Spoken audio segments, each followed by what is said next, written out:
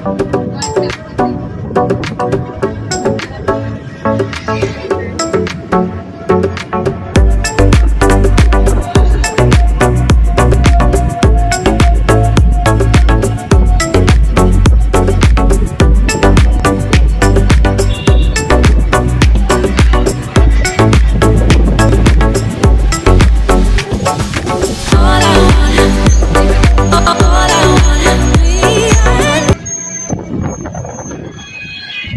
Guys, আসসালামু আলাইকুম। মজু moments YouTube চ্যানেলের পক্ষ থেকে আপনাদেরকে জানাচ্ছি শুভেচ্ছা ভালোবাসা। তো আজকে আমরা অবস্থান করতেছি পর্যটন নগরী কক্সবাজারে। এখন আমি দাঁড়িয়ে আছি তুরস্কুল নতুন ব্রিজ বলা হয় এটাকে। কক্সবাজার কলাতলি থেকে বেশি দূরে না, মাত্র 3 থেকে 4 কিলোমিটার দূরে এই ব্রিজটা অবস্থিত।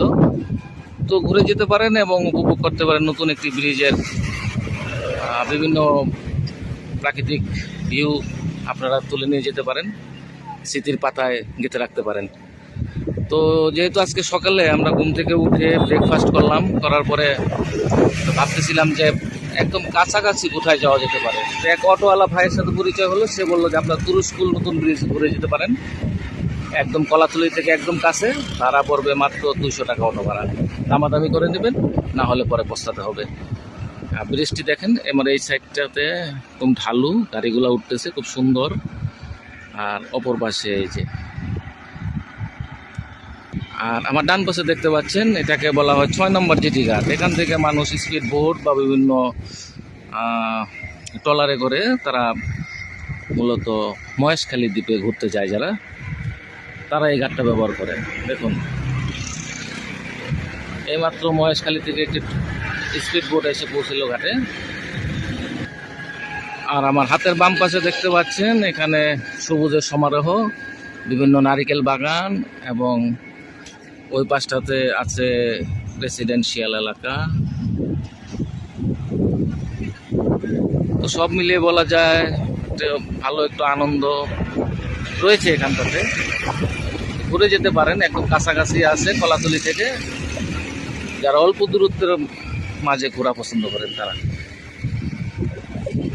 দেখুন, এই যে পাকা করা নদীর পাড় দিয়ে কি সুন্দর একটি রাস্তা বয়ে গেছে। তো এই পথ ধরে হেঁটে গেলে কার না ভালো লাগে বলেন।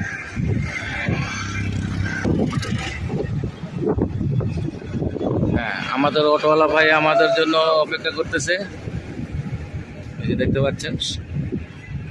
বাকি যারা সদস্য আছে তারা সেলফি টেলফি তুলে অটোতে গিয়ে বসে আছে।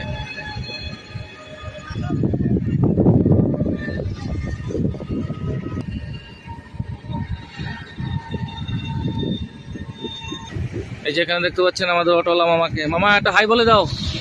আচ্ছা মামা, এটা কি নদী? ব্রিজের নিচে এটা কি নদী বলে? বাঘখালী বলে। কই চলে, এদিকে কই গেছে?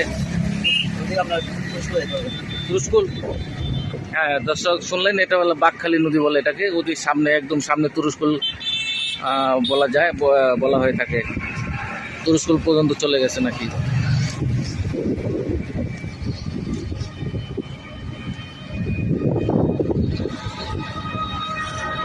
তো